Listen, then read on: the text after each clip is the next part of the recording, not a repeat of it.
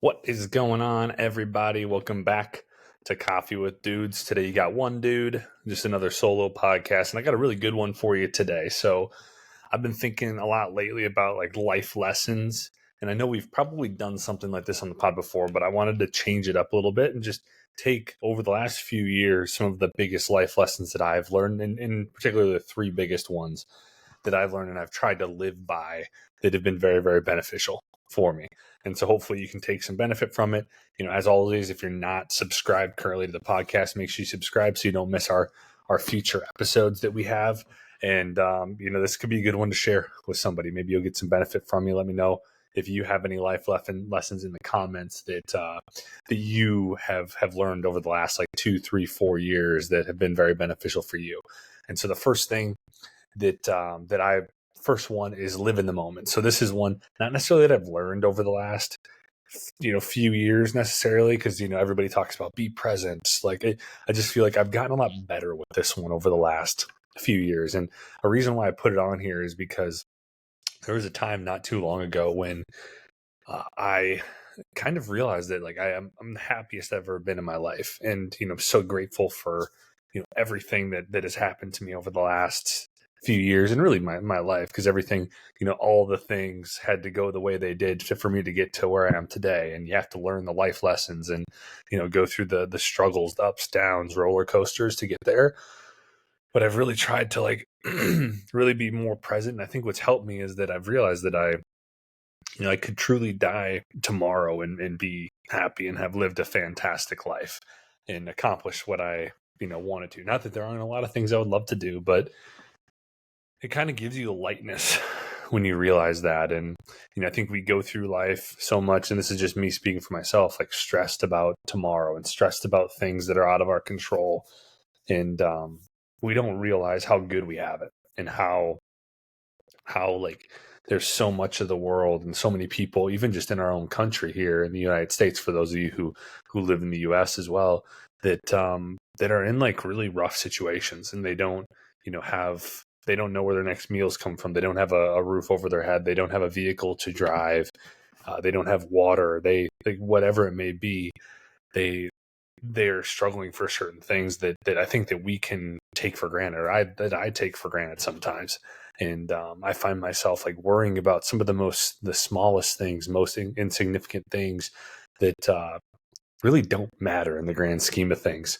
And find myself in the past like constantly like thinking about tomorrow and thinking about stressing about and ruminating about things from the past, instead of just being present with the person in front of me, the my wife, or this person at work, or um, family, whatever it is. Like it's so easy to just constantly not be where your feet are. And so that's been something I've gotten a lot better with, which something I think that a lot of people could benefit from is just looking at your life and being grateful for what you've done and what you've accomplished, and understanding that like a lot of times we're always looking for that next thing and always trying to strive for that next thing, that we don't we don't realize how far we've come, and realize that like we've accomplished a lot of fucking things, and we've overcome everything that's ever come our way if we're still breathing today. So that's number one. Number two, and this is something that Marissa has helped me out with a lot, and it's a life lesson: don't hold grudges. I used to actually like it. You wouldn't know, I think, like as far as like a friend or somebody that I would hold a grudge necessarily. And I don't know if I even necessarily knew it, but I would constantly like remember things that people did to me, or that people said, or even if they had no ill will, it's like I would remember that, and I wouldn't like this person, or I would there's like people in high school that I constantly was just did not like, and like didn't forgive for like small things that they did. And I've realized over the last few years that it's like not worth your time and your energy to do that. And I've gotten a lot better at just moving on. Like it's okay, like that's them, that's that's fine, like that's just a mistake. Understanding, I think that we can maybe think that there's like ill will there on things when people make a mistake, or they, do something to us that's not good, or, they say something mean, or, nasty, or they, whatever it may be. And it's easy to just like not forgive them. And there are people that do that. And I think that, that can lead to, sickness and different things that, and I don't know if there's research out there. I'd have to look into it more, but I know some people talk about how like when you hold grudges, it can lead to certain types of diseases and things like that. And I think that just comes from stress, right? Like holding a grudge is stress. And if we're constantly stressed and in a state of stress, we are going to develop things that aren't ideal. And so, that is something that has been very, very helpful for me to reduce stress, just by like saying, you know what, fuck it. Like, Marissa and I will get into an argument one night, and we were very, very good at getting up the next day and like forgiving each other, moving on, right? It's like nothing, just we were able to move past things a lot easier because we don't hold grudges or have resentment for different things. And then I also had a Mel Robbins, if anybody knows who Mel Robbins is. She's the 3-second rule, the 5-second rule was one of the first things she was known for.